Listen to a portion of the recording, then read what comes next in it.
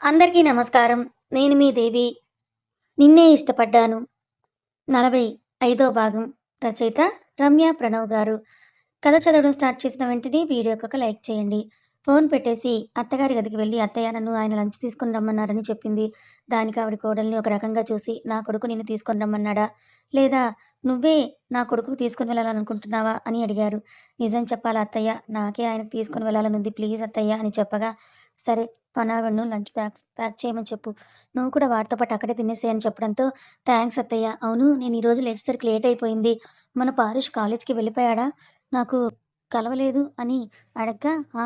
ఏదో వర్క్ ఉందని కాలేజ్‌లో మార్నింగే వెళ్ళాడని చెప్పారనుపమ." "సరే అత్తయ్య. నేను ఒక 1 అవర్ ఉండి వచ్చేస్తాను" అని అన్నది. "సరే నాన్న నీ ఇష్టం. కానీ జాగ్రత్త" అని అనటంతో లంచ్ తీసుకొని వెళ్ళింది. తను వెళ్ళేసరికి మీటింగ్‌లో ఉన్నాడు పార్థ్. తను వెళ్లి డోర్ ఓపెన్ చేయడంతోనే ఆ డోర్ వైపు చూసి ఒక చిన్న స్మైల్ ఇచ్చి మళ్ళీ మీటింగ్‌లో మునిగిపోగా డోర్ క్లోజ్ చేసి అక్కడ ఓపెన్‌గా ఉన్న కర్టెన్స్ అన్నీ కూడా క్లోజ్ చేసి వెళ్ళి పార్థ్ పక్కన చైర్ పెట్టుకొని కూర్చొని పార్థ్‌ని గమనిస్తూ ఉంది. సరిగ్గా ఆన్య వెళ్ళిన 10 నిమిషాలకు మీటింగ్ అయిపోవడంతో ల్యాప్‌టాప్‌ని క్లోజ్ చేసి "ఇప్పుడు చెప్పండి మేడం, ఏం లంచ్ తీసుకొనొచ్చారు?" అని అడిగాడు పార్థ్. అమాంతంగా వెళ్ళి పార్థ్ పైన కూర్చొని I love you so much అని పార్థ్ పెదాల మీద గట్టిగా ముద్దు పెట్టగా, మొదట ఆశ్చర్యపోయినా, ఆ తర్వాత తేరుకొని ఆ ముద్దుని కంటిన్యూ చేసి, ఇద్దరికీ ఊపిరాడని క్షణంలో తనను వదిలేసి, ఏంటే నా మీద ఇంత సడెన్‌గా ప్రేమ పుట్టుకొచ్చింది? ఏం జరిగింది? అని అడిగాడు పార్థ్ నవ్వుతూ. ఏం లేదు. దీప్తి నాతో మాట్లాడింది అంతే అని అన్నది. దీప్తి మాట్లాడితేనే నా పైన ప్రేమ రావడం ఏంటి?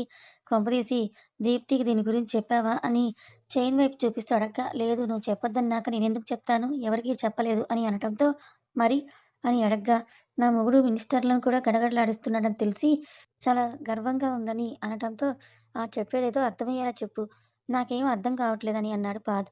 సగాన నిన్న దీప్తికి ఫోన్ చేసిందంట అని చెప్పగా, ఓహ్! విషయం అక్కడి వరకు వెళ్ళిందన్నమాట. సో, నీకు సారీ చెప్పడానికి ఆవిడకి మొహం చెల్లక దీప్తికి ఫోను చేసి తన ద్వారా చెప్పిందన్నమాట. అంతేనా? అని అనటంతో అవును అన్నట్లు తలూపి, అసలు నేను ఆ విషయం ఎప్పుడో మర్చిపోయాను. తను నాతో మాట్లాడిన మాటలు ఇంకా నీకు గుర్తున్నాయా? అని అడగగా, ఇంక తన చుట్టూ పట్టు బిగిస్తూ నా పెళ్ళాన్ని ఎవరెవరు ఏమేమన్నారో నాకన్నీ గుర్తున్నాయి. వాళ్ళన్న వాటిని వాళ్ళకు వడ్డీతో సహా తిరిగిచ్చేయాల్సిన బాధ్యత భర్తగా నా మీద ఉంది కదా! అని అనటంతో ఎమోషనల్ అయిపోతూ నీకెందుకు నేనంటే అంత ఇష్టమని అడిగింది. మళ్ళీ మొదటికే వచ్చావే తల్లి! ఎందుకిష్టమని అడిగితే నాకు తెలీదురా! బట్ ఎంత ఇష్టమంటే మాత్రం చెప్పగలను. మా అమ్మ, నాన్న, తమ్ముడు అంటే ఎంత ఇష్టమో నువ్వు కూడా అంతే ఇష్టమని చెప్పడంతో పార్థ్‌ని గట్టిగా హత్తుకొని బాగా నచ్చేస్తున్నావు నాకు. రాను రాను ఇంకా నువ్వు లేకుండా నేను ఒక క్షణం కూడా ఉండాలి అని అనిపించనంతగా పిచ్చిదాన్నయ్యేలా చేసుకున్నావు కదా! తెలుసా నీకది? అని అనటంతో ఓహ్! అలానా? అయితే మరి నా దగ్గర జాబ్‌లో జాయిన్ అవుతావా? నా సెక్రటరీ పోస్ట్ ఖాళీగానే ఉంది. తమరు నా ప్రెజెంట్ సెక్రటరీని ఊడబీకేలా చేశారు కదా! అని నవ్వడంతో, అయితే ఒక పని చేద్దామా?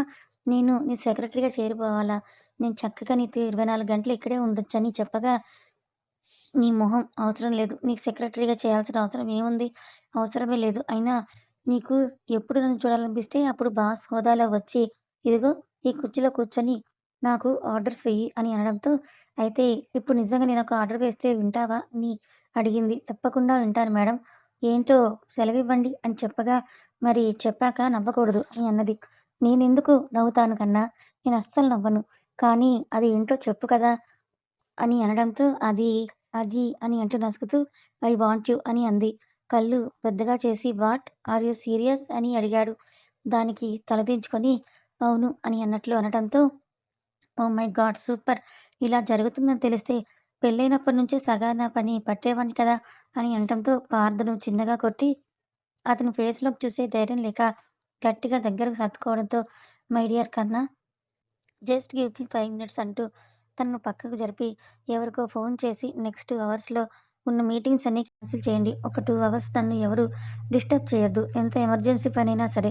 I will get back to you later అని చెప్పి ఫోన్ పెట్టేసి ఇంకా పద అని అంటూ ఆన్యని ఎత్తుకొని తన ప్రైవేట్ రూమ్‌లోకి తీసుకొని వెళ్ళాడు. సరిగ్గా 2 గంటల తర్వాత ఇద్దరూ బెడ్ మీద పడుకొని ఉండగా నాకు ఆకలి వేస్తోంది అని అంది ఆన్య. అమ్మో! నాకు కూడా ఆకలేస్తుంది. ఎనర్జీ అంతా అయిపోయింది కదా! అంటూ ఇద్దరూ ఫ్రెష్ అప్ అయ్యి భోజనం చేశాక నేను వెళ్తాను. హాఫ్ అన్ అవర్‌లో వస్తానని చెప్పొచ్చాను. అత్తయ్య గారికి ఏమనుకుంటారో ఏమో అని అనటంతో ఏమీ అనుకోరు. మీ అత్తయ్య గారు కూడా ఒకప్పుడు మీ మామయ్య గారికి సెక్రటరీనే కదా! సో, అర్థం చేసుకుంటారు అని కన్ను కొట్టగా, నీకు బుద్ధి లేదు అని అంది. అలా ఇద్దరు కలిసి భోజనం చేశాక ఇంటికొచ్చేసింది ఆన్య. గంట అని చెప్పిన కోడలు 4 గంటలకి రావడంతో సోఫాలో కూర్చొని నవల చదువుకుంటున్న అనుపమ గారు కోడలి వాలకాన్ని చూసి అక్కడ జరిగిందేంటో ఒక అంచనాకొచ్చి సైలెంట్‌గా తనలో తనే నవ్వుకోవడంతో అత్తగారు నవ్వుకోవడం చూసి నేను అత్తయ్యకు దొరికిపోయాను. నిజంగా పార్థ చెప్పినట్టు అత్తయ్యకి పూర్తిగా అర్థమైపోయింది అని అనుకుంటూ అత్తగారు ముందుకు వెళ్ళి, అది అత్తయ్య నేను వెళ్ళేసరికి పార్థ చాలా బిజీగా మీటింగ్‌లో ఉన్నాడని ఇంకేదో చెప్పబోతూ ఉంటే పర్వాలేదు తల్లి. వెళ్ళి కాసేపు రెస్ట్ తీసుకోపో అని అన్నారావిడ. అలా అత్తగారికి దొరికిపోయినందుకు తనని తాను తిట్టుకుంటూ తన గదిలోకి వెళ్ళిపోయింది ఆన్య. సరిగ్గా 4 గంటలకు పారుష్ ఇంటికి రావడంతోనే మళ్ళీ ఆన్య, పారుష్ ఇద్దరూ కలిసి చదువులో మునిగిపోయారు. అలా మరొక వారం రోజులు గడిచాయి. ఈ వారం రోజులలో దర్శ్ వాళ్ళ కేసు కోర్టులోకి హియరింగ్‌కి కూడా వెళ్ళింది. మొదటి హియరింగ్‌లో ఎవరు కూడా వాళ్ళ తరపున కేసుని తీసుకోలేదు. కానీ ఆ తర్వాత ఒకరోజు రఘునందన్ ఇంట్లో ఉండి వర్క్ చేసుకుంటున్న టైంలో కమిషనర్ గారు ఫోన్ చేసి పలానా లాయర్ వాళ్ళ తరపు కేస్ టేకప్ చేయడానికి సిద్ధపడ్డారని చెప్పడంతో ఆ లాయర్ గురించి ముందే తెలిసిన రఘునందన్ అతను చాలా కాస్ట్లీ లాయర్ కదా! ఇప్పుడు వాళ్ళ తరపున ఎవరు సహాయం చేస్తున్నారు అతనికి అని అడుగగా, నాకు అది తెలియదు సార్. కానీ ఆ లాయర్ మాత్రం వాళ్ళ కేసును టేకప్ చేస్తున్నారని చెప్పడంతో అలాగే అని ఫోన్ పెట్టేసి ఆ లాయర్‌కి కాల్ చేసి మీరెవరికి ఆపోజిట్‌లో వాదిస్తున్నారో తెలుసా అని అడగ్గా, సార్ క్షమించండి సార్. నాకు నా క్లయింట్ ఇంపార్టెంట్. నేను ఎదుటి వాళ్ళ గురించి ఆలోచించను. మీరు ఒకసారి ఆలోచించండి సార్. నాకు డబ్బు వస్తున్నప్పుడు నేను కేసు ఓడిపోతానని తెలిసి కూడా కేస్ టేకప్ చేయడంలో తప్పులేదు కదా సార్ అని అడగగా, సరే కాదనను. మీరు చెప్పింది నిజమే. కానీ కనీసం మీకు డబ్బులు ఎవరి ద్వారా వస్తున్నాయో అది తెలుసుకోవచ్చా నేను అని అనడంతో, తప్పకుండా అని అంటూ ఎవరు తన దగ్గరికి వచ్చారో అతని పేరు చెప్పగా షాక్ అయిపోయి, థ్యాంక్ యూ సో మచ్. మీరు ప్లీజ్ టేకప్ చేయండి. మీరు జెన్యూన్‌గానే వాదించండి అని చెప్పడంతో, అలాగే sir thank you so much అని ఫోన్ పెట్టేయగా ఆలోచనలో మునిగిపోయారు రఘునందన్. అదే సమయంలో రూమ్‌లోకొచ్చిన అనుపమ భర్తను చూసి, ఏమైందండి అలా ఉన్నారు? ఏదో ఆలోచిస్తున్నారు అని అడగగా, దర్శ్ రామ వాళ్ళ తరపున ఒక లాయర్ కేస్‌ని టేకప్ చేశారు. ఆయన చాలా పెద్ద లాయర్. తన ఫీజు కొన్ని కోట్లలో ఉంటుందని అనటంతో, అలా ఎలా? ఇప్పుడు వాళ్ళ తరపున ఎవరు లాయర్‌కి డబ్బులిస్తున్నట్లు? ఒకవేళ దర్శ్ వాళ్ళ ఫ్రెండ్స్ ఎవరైనా ఉంటారంటారా అని అడగగా, బయట వాళ్ళు కాదు ఇంట్లో వాళ్ళే. ఇప్పుడు ఇంకొకరు తయారయ్యారు మన శత్రువులు అని అన్నారు రఘునందన్. ఇంట్లో వాళ్ళా? ఇంట్లో వాళ్ళెవరండి అని అడిగారు అనుపమ. కళ్యాణి తన భర్త అని చెప్పగా షాక్ అయిపోయారావిడ. ఏం మాట్లాడుతున్నారండి? అన్నయ్య, వదిన శత్రువులవ్వడమేంటి? వాళ్ళు రామ వాళ్ళకు హెల్ప్ చేయడమేంటి? అని అనటంతో, బావగారు స్వయంగా వెళ్ళి కేస్ టేకప్ చేయమని చెప్పారంట అని చెప్పారాయన. అంటే అన్నయ్య వెళ్ళి రామ వాళ్ళని కలిసారన్నమాట. సో, రామ అన్నయ్యను రిక్వెస్ట్ చేస్తే అన్నయ్య తనకు హెల్ప్ చేస్తున్నారు అంతేనా అని అనుపమ అనటంతో, మనకు అదేమీ తెలియదు. కానీ లాయర్ గారు చెప్పారు. ఒకవేళ రామ కేసు గెలిచి వాళ్ళిద్దరు బయటకు వస్తే 10 కోట్లు ఒప్పుకున్నారంట. ఒకవేళ ఓడిపోయినా 3 కోట్లు ఒప్పుకున్నారంట. ఏది ఏమైనా రామ తరపున గట్టిగా ఖచ్చితంగా వాదించమని చెప్పాడంట అని రఘునందన్ అనటంతో, అంటే ఇన్ని సంవత్సరాలుగా రామ చేసే దానిలో వీళ్ళకు కూడా హస్తం ఉందా అని అడిగారు అనుపమ. నాకదంతా తెలియదు కానీ ఇది జరిగిద్ది. నేను రేపు వెళ్ళి ఒకసారి కళ్యాణితో మాట్లాడతాను అని అనటంతో, జాగ్రత్త అండి. నిజంగా ఈ విషయం మళ్ళీ కళ్యాణికి తెలుసో లేదో, ఒకవేళ తెలియకపోతే తను ఫీల్ అవుతుంది కదా తన భర్త ఇలా చేస్తున్నాడని. కాబట్టి జాగ్రత్తగా డీల్ చేయండి. అయినా వీలైతే అన్నయ్య గారిని డైరెక్ట్‌గా అడగండి. అదే బెటర్ కదా అని అనటంతో, అసలు దేని గురించి ఆలోచించి రామ వాళ్ళకు హెల్ప్ చేస్తున్నారో నాకు అర్థం కావట్లేదను. ఇన్ని సంవత్సరాలు మన దగ్గరకొచ్చి రామ మీద లేనిపోనివని చెప్తూ ఎన్నోసార్లు మనకు వాడి మీద ఎన్నో మాటలు కల్పించి చెప్పి, ఇప్పుడు చివరికి వాడికి సహాయం చేస్తున్నారు. మనుషులు ఎలా తయారయ్యారో చూడు, ఎవరిని నమ్మరాదు అని అనటంతో, ప్లీజ్ అండి. మీరిలా ప్రతి చిన్న విషయాన్ని మనసులోకి తీసుకొని బాధపడితే ఎలా చెప్పండి? అయినా మీకిప్పుడు తెలిసింది కదా ఈ లాయర్ కేస్ టేకప్ చేస్తున్నారని. ఇక మీరన్నీ చూసుకోవచ్చు. అంతేకాకుండా మన దగ్గర ప్రూఫ్స్ అన్నీ కూడా ఉన్నాయి కదా అని అనడంతో, చూద్దాం ఏం జరుగుతుందో అని అన్నారు ఆయన. అలా ఆ రోజు ఆయన ముభావంగానే ఉండగా ఆయనను నార్మల్ చేయడం కోసం కొడుకు దగ్గరికి వచ్చి జరిగిందంతా చెప్పి, "మీ నాన్న చాలా ఫీల్ అవుతున్నారు. ఆయనను కొంచెం నార్మల్‌గా చెయ్యాలిరా" అని అనటంతో, "అత్తయ్య నా దగ్గర ఒక ఐడియా ఉంది. మనందరం కలిసి ఒక గేమ్ ఆడదామనంది ఆన్య. దానికి పార్ద్ పైనుంచి కిందకు చూసి, "ఈ టైంలో గేమ్స్ అవసరమా నీకు? అయినా చిన్నపిల్లలా చేస్తున్నావేంటి? తిక్క తిక్కగా ఉందా?" అని కాస్త సీరియస్‌గా అడగ్గా, పార్ద్‌ని కోపంగా చూసి, "అత్తయ్య మీరు నన్ను నమ్మండి కదా! మావయ్య నార్మల్ అయ్యేలా నేను చేస్తాను ఉండండి.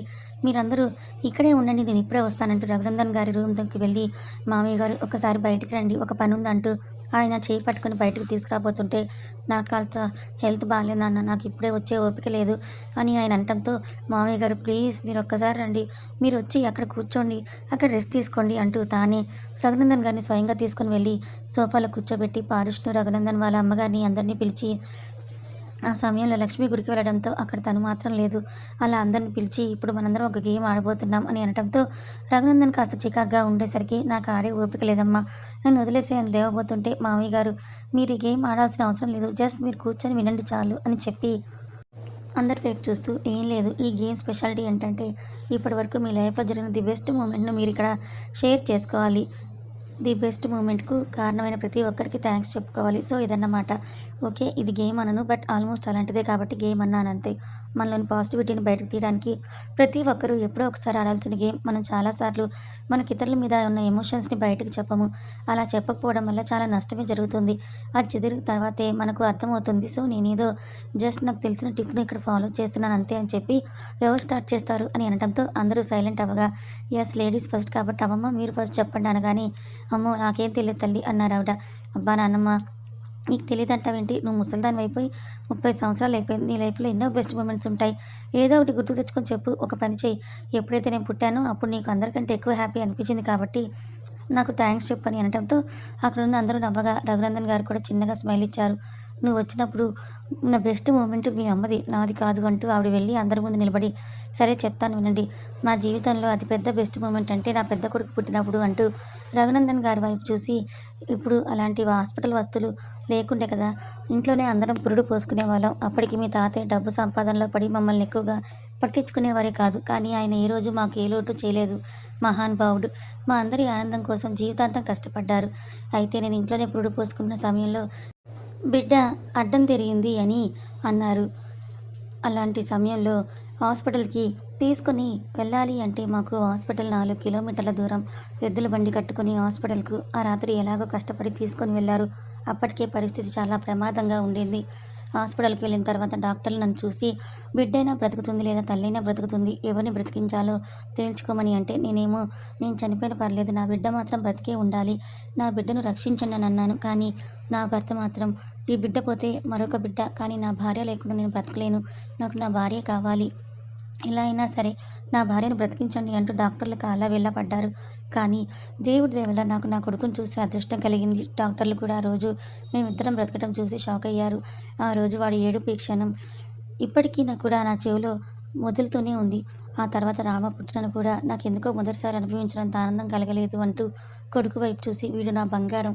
ఈ తల్లిని బ్రతికించుకున్నాడు. నా ప్రాణం వీడు పుట్టాకే మాకు చాలా కలిసొచ్చింది. అందుకే ఇంతమంది ఉన్నా నా భర్తకు కూడా వాడే స్పెషల్" అని చెప్పగా రఘునందన్ వెళ్లి తల్లిని గట్టిగా హత్తుకోవడంతో, "నా బంగారు తండ్రి చల్లగా ఉండు" అంటూ కొడుకుకు నుదుట ముద్దు పెట్టింది.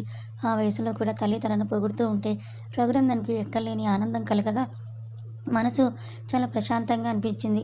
అలా అందరూ చప్పట్లు కొట్టడంతో నెక్స్ట్ అత్తయ్య మీ వంతని చెప్పగా అనుపమ లేచి వెళ్ళి, "ఇది చెప్తే మీ అందరూ మళ్ళీ నన్ను మోసేస్తారేమో" అనడంతో, "అయితే కంపల్సరీగా చెప్పాల్సిందే. నానమ్మైనా నా పేరు చెప్పలేదు. కనీసం నువ్వైనా నా పేరు చెప్పొచ్చు కదా" అని అనటంతో, "సారీ కన్నా" అని అన్నారు అనుపమ. ఆవిడ చెప్పిన సారీలోనే ఆవిడ కొడుకు గురించి మాట్లాడటం లేదని అర్థమై, "నువ్వు నా గురించి చెప్పకపోయినా పర్వాలేదు. అన్నయ్య గురించి చెప్పావనుకో నేను అస్సలు ఊరుకోను చెప్తున్నాను. ఇప్పుడు మీ ఇద్దరిని బయటకు పంపించేస్తాననటంతో, "నో ప్రాబ్లమ్ నాన్న. నీకు బాధ కలిగించే విషయాలు నేనేమీ చేయను" అన్నారావిడ. అప్పటికి అందరూ నవ్వడంతో, "సరే నువ్వు చెప్పాలనుకునేదో త్వరగా చెప్పేసేయ్ మమ్మీ" అన్నాడు. తల్లి ఏం చెప్తుందో అని చాలా ఎక్సైట్‌మెంట్‌తో, "ఎవరూ లేని అనాథల ఆశ్రమంలో పెరిగాను. చాలా కష్టపడి చదువుకున్నాను. నా ఇంటర్ అయిపోగానే పెద్ద చదువులు చదువుకోవడానికి చిన్న జాబ్ చేస్తూ పై చదువులు చదువుకోవాలనే సంకల్పంతో జాబ్ వెతుకుతూ ఉంటే ఎవరి ద్వారానో మీ నాన్నగారి కంపెనీలో సీఈఓకి సెక్రటరీగా జాబ్ ఖాళీగా ఉందని తెలియటంతో దానికి అప్లై చేశాను. నేను ఇంటర్వ్యూకి వెళ్ళేసరికి అక్కడ దాదాపు 30, 40 మంది ఆడవాళ్ళున్నారు. మీరు నమ్మరు కానీ ఆ రోజుల్లోనే వాళ్ళందరూ మిన్నీ స్కర్ట్స్, గౌన్లు వేసుకొనొచ్చారు. పర్సనల్ సెక్రటరీ ఇంటర్వ్యూ కోసం. నన్ను చూస్తే ఏదో పాత పడిపోయిన డ్రెస్ వేసుకొని వెళ్ళాను. ఆ రోజు వాళ్ళందరిని చూడగానే నాకు అర్థమైపోయింది నాకు ఈ జాబ్ అస్సలు రాదని. నేను ఫిక్స్ అయిపోయాను. ఇంటర్వ్యూ అటెండ్ అయినా వేస్ట్ అని. అందుకే ఇంక అటెండ్ అయ్యి బాధపడడం కంటే అటెండ్ అవ్వకుండా వెళ్ళిందే బెటర్ కదా అని వెళ్ళిపోతుంటే అక్కడున్న రిసెప్షనిస్ట్ నెక్స్ట్ నెంబర్ మీదే అని చెప్పడంతో సరే అంటూ ఎలాగో ఒక ఎక్స్పీరియన్స్ వస్తుంది కదా అని లోపలికి వెళ్ళాను. నన్ను చూడటంతోనే మీ నాన్నగారి ఫేస్‌లో ఎక్స్‌ప్రెషన్స్ అన్నీ చేంజ్ అయిపోయాయి అంటూ భర్త వైపు ఓరగా చూస్తూ చెప్పడంతో చిన్నగా నవ్వారు రఘునందన్. ఎందుకంటే ఆయనకు కూడా తెలుసు ఆయనది లవ్ ఎట్ ఫస్ట్ సైట్ అని. ఆ రోజు అనుపమ వేసుకున్న డ్రెస్ కనిపించలేదు. ఏదీ కనిపించలేదు. అనుపమ ఫేస్ మాత్రం తన మదిలో ఇంకా అలాగే నిలిచిపోయి ఉంది. అప్పుడు మీ నాన్నగారు ఏదో 2, 3 ప్రశ్నలు అడిగారు. అన్నింటికి సమాధానం చెప్పి నేను బయటికి వెళ్తున్నప్పుడే యూ ఆర్ సెలెక్టెడ్ రేపటి నుంచి జాయిన్ అవ్వండి. మీ శాలరీ ఇంత అని చెప్పారు. అసలు నేను అయితే ఎక్కడలేని ఆనందంతో షాక్ అయిపోయి నిజంగానే చెప్తున్నారా? లేదా నాతో ఆడుకుంటున్నారా? అనుకోని మళ్ళీ వెనక్కి తిరిగి ఒకసారి నిజంగానేనా అని అడిగాను. అవును నిజంగానే. ఎందుకు ఏమైంది అన్నట్టుగా ఆశ్చర్యమైన ఫేస్ పెట్టారు. ఆ ఫేస్ నేను ఇప్పటికీ మర్చిపోలేనని నవ్వి that is the best moment in my life. నా కాళ్ళ మీద నేను నిలబడగలనని ధైర్యం వచ్చిద్ది. మన దగ్గర టాలెంట్ ఉండాలి కానీ మనం వేసుకున్న బట్టలు, ఆర్థిక పరిస్థితులు, మన కుటుంబ బ్యాక్‌గ్రౌండ్, మనకెవరైనా ఉన్నారా లేదా అని ఏవి కూడా లెక్కలోకి రావని ఆ రోజు ఆయన ప్రూవ్ చేశారు. That is the best day of my life. ఇప్పటికీ నా ఫస్ట్ సాలరీలో రూ. 1 నోటు నా దగ్గర ఉంది. దాన్ని లామినేట్ చేసి భద్రంగా నా లాకర్‌లో పెట్టుకున్నానంటూ ఎమోషనల్ అవుతూ భర్త వైపు చూసి మీరు నాకు జీవితాన్నిచ్చారు. నా జీవితంలో ఉన్న ఎన్నో మధుర జ్ఞాపకాల్లో బెస్ట్ జ్ఞాపకం అంటే మాత్రం మీరు ఆ రోజు నేను సెలెక్ట్ చేయ్యాను అని చెప్పడమే అని ఎమోషనల్ అయ్యారు. ఆవిడ చెప్పడం పూర్తవ్వగానే రఘునందన్ ఆవిడ దగ్గరికి వెళ్ళి ఆవిడ చుట్టూ చేతులు వేసి యాక్చువల్లీ తను అనుకుంటుంది నిజం కాదు.